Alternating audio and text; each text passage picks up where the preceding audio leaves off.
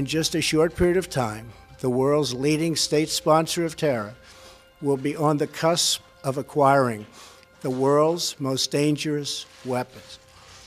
Therefore, I am announcing today that the United States will withdraw from the Iran nuclear deal. We will not allow American cities to be threatened with destruction, and we will not allow a regime that chants death to America to gain access to the most deadly weapons on earth. Today's action sends a critical message. The United States no longer makes empty threats. Instant reaction to President Trump's announcement in Iran, where President Hassan Rouhani came out near midnight to say he'll stick with the deal even without the U.S., but threatening what could happen if the now wounded agreement crumbles entirely. If Iranian benefits in the deal aren't provided, he said, Iran is ready to resume industrial nuclear activity. This is CNN Breaking News. We have breaking news coming into CNN. The Israeli military says Iranian forces on the Syrian side of the Golan Heights fired rockets at Israeli targets tonight. Israeli rockets and bombs rained down on Syria overnight. Syrian state TV broadcast images of the assault. Israel's target, Iranian infrastructure and military advisors in Syria, there to prop up President Bashar al-Assad. Israel says the assault was a counterattack after Iran fired some 20 rockets at Israeli military sites in the Golan Heights, causing no injuries. The confrontation between Iran and Israel now threatening to expand. Israel's defense minister warned Iran any aggression will be met with overwhelming force. If we get rain, they will get a flood, he said. And adding fuel to the fire, a political challenge from the United States. Today, the sign came down from the U.S. consulate in Jerusalem. It will officially become the American embassy on Monday. Palestinians who clashed with Israeli security forces today say the symbolic U.S. embassy move kills any hope of Israeli-Palestinian peace. Some 60 rockets were fired by Israeli jets at Iranian positions in Syria, with a further 10 missiles fired from the ground. It is the second such strike by Israel in as many days. Tel Aviv claims it was responding to 20 rockets launched by Iran from Syrian territory into the Golan Heights. The first rocket attack by the Israelis was launched right after Donald Trump announced his decision to withdraw from the Iran nuclear deal, which was reached back in 2015. In his latest statement, the US president blamed Iran for, quote, bedlam and death. We'll see how we do with Iran. Probably we won't do very well with them, but that's okay too. They've got to understand life, because I don't think they do understand life. If you look at what's happening in the Middle East with Syria, with Yemen, with all of the places they're involved, it's bedlam and death, and we can't allow that to happen. Defiance today in Iran as the U.S. reimposed some sanctions after President Trump walked away from the nuclear deal, burning American flags after Friday prayers, shouting death to America, and issuing a new threat that unspecified preparations have begun to restart Iran's nuclear program on an industrial scale if negotiators can't salvage the deal. It comes after a rare and dangerous military confrontation between Israel and Iran. And that isn't the only flashpoint. Jerusalem is now blanketed with posters thanking President Trump for his decision to move the U.S. embassy to the city on Monday. A controversial decision that drove Palestinians onto the streets. Palestinians say they will keep protesting right until and even after the U.S. moves its embassy to Jerusalem, and that they will never give up on their dream of having the holy city as their capital too. Nothing in the earth can stop us from demanding freedom or oblige us to surrender to injustice. But Israel so far has dismissed the protests as anger that will pass and says the embassy move will go forward no matter what. Richard Engel, NBC News in the West Bank.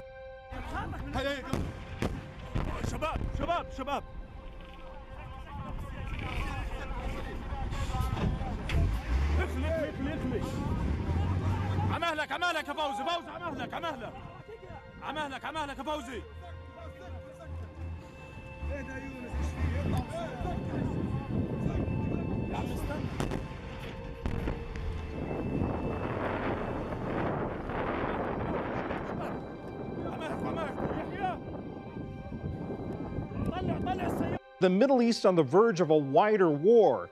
David Makovsky is a former journalist and is now the director of the Project on the Middle East Peace Process at the Washington Institute for Near East Policy. He's in Tel Aviv tonight.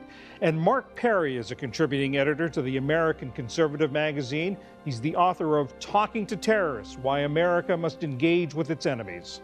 Gentlemen, thank you both for being here tonight. Mark, let me start with you. We heard in the tape piece just before this, the Israelis are presenting this as a defensive measure. The Prime Minister says Iran crossed a red line by establishing military infrastructure in Syria. Is that the way you see it? Not really. I think that this is a dangerous escalation. Israel had 27 F-16s in the air over Syria, hitting Iranian military targets. Mr. Netanyahu says it was a red line, but the Iranians have been in Syria for a long, long time and have had a relationship here. This is a dangerous escalation. It's hard to know where it will end. It's been quiet today, but there's no promise that it's going to remain quiet into tomorrow. I think Mr. Netanyahu owes the world an explanation of what he's doing and where it will lead.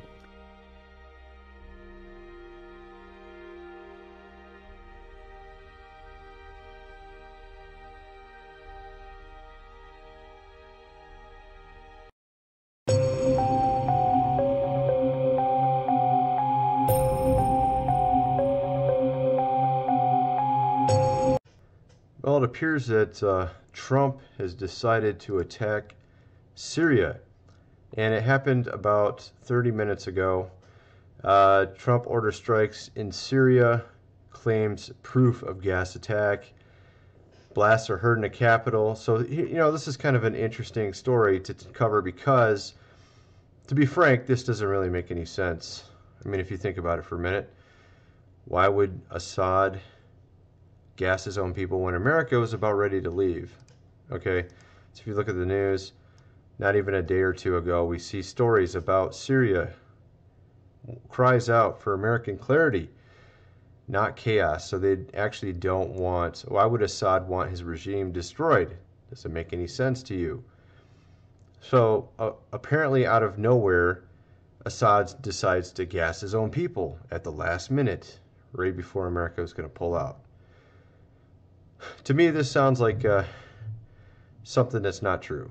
Okay, it simply doesn't sound true to me. That's just my opinion based on what I'm seeing so far. It just seems at the last minute, conveniently, this stuff always seems to pop up. You know, honestly, I mean, it's akin to, I mean, think about it. Like, let's say you're being bullied by some person at school. The guy decides he doesn't want to bully you anymore, and then you go and kick him in the nads. I mean, not exactly rocket science. Why would anybody do that? It's just really dumb. So, I mean, obviously everybody wants to have self-preservation, especially if they're a dictator or leader of a country. So why would Assad do that? That's my question. It doesn't make logical sense. So, obviously there's some sort of ulterior motives behind this. And you know, obviously, I think the elite want Trump to basically attack Syria and to destroy this regime. The neocons want their agenda, and this is how they're trying to bring it to pass. So, what do you guys think? I'm just looking at this and trying to figure it out. A short time ago, I ordered the United States Armed Forces to launch precision strikes on targets associated with chemical weapon capabilities of Syrian dictator Bashar al-Assad, Trump said in a televised address from the White House. So, you know, honestly, I'm not going to be holding water for the president. He's done a couple things recently that were pretty egregious, signing a big, massive spending bill that included Planned Parenthood, and then saying he will never do it again. And now, you know, he's basically making war with Syria. And of course, obviously a lot of people are talking about how this could start World War III or something to that effect. I honestly don't think, at least at this point, that will happen. But who knows, right? Maybe it could. Maybe if it continues on, And it goes past just attacking these places allegedly in Syria where they create these chemical weapons, you know, because this is allegedly a surgical strike. Could this also, you could also say, could this be Trump appeasing the neocons? Now, that's the thing, you know.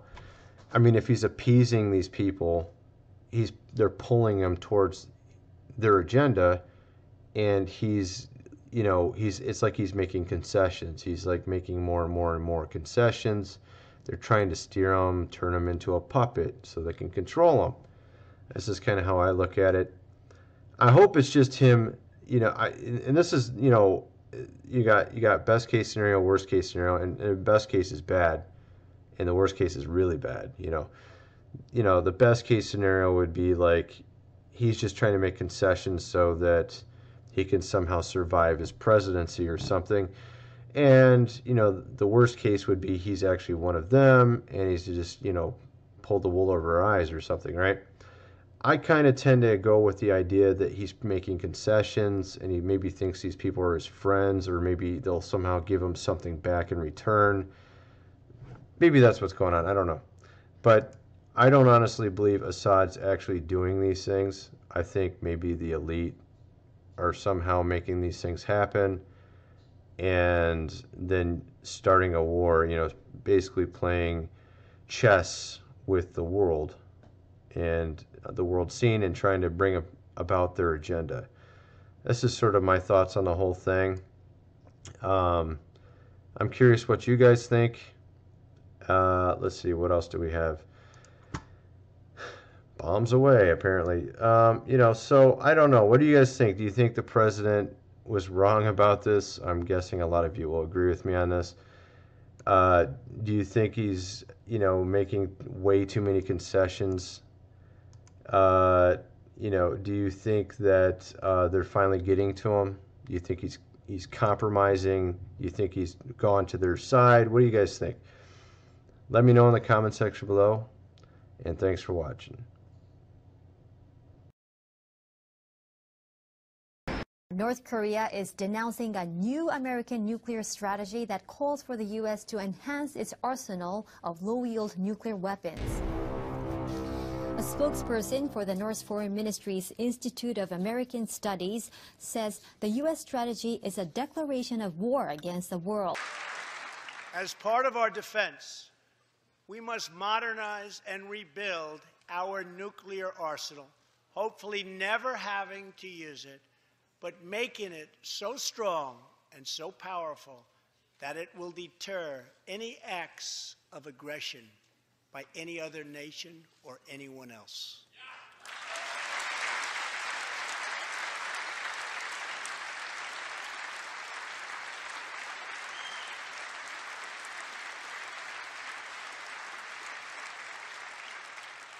Perhaps someday in the future there will be a magical moment when the countries of the world will get together to eliminate their nuclear weapons.